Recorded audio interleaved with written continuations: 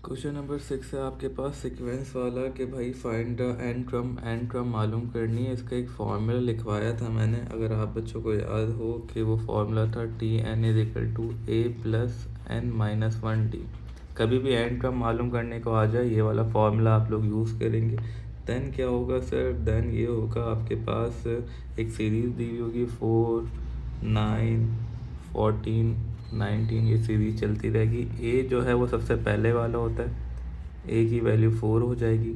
Sir D कैसे निकालते हैं, डी निकालते हैं दूसरी टर्म को पहली टर्म से माइनस करवा के, T2 माइनस T1, तो 9 माइनस 4 आपके पास 5 बचेगा, तो डी की वैल्यू जो है वो 5 आ गई।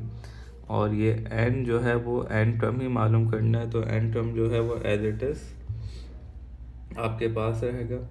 तो सही है, अब आपने टी एन की वैल्यू मालूम करनी है, क्योंकि एन की वैल्यू नहीं दी हुई हमें, हमसे एन टी एन टर्म पूछा है, तो क्यों टी एन टर्म का मतलब होता है कितनी कौन सी टर्म पे जाके वो वैल्यू बनेगी।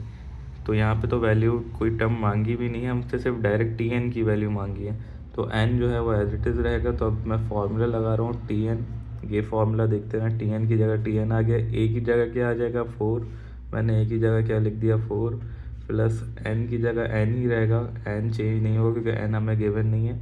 और डी की जगह क्या आ जाएगा सर, डी की जगह आ जाएगा 5, क्योंकि डी की वैल्यू क्या है 5। इसको थोड़ा सॉल्व कर लेंगे, 4 एज इट इज़ आएगा, 5 एन द 5 एन हो गया और 5 वन द 5 हो गया।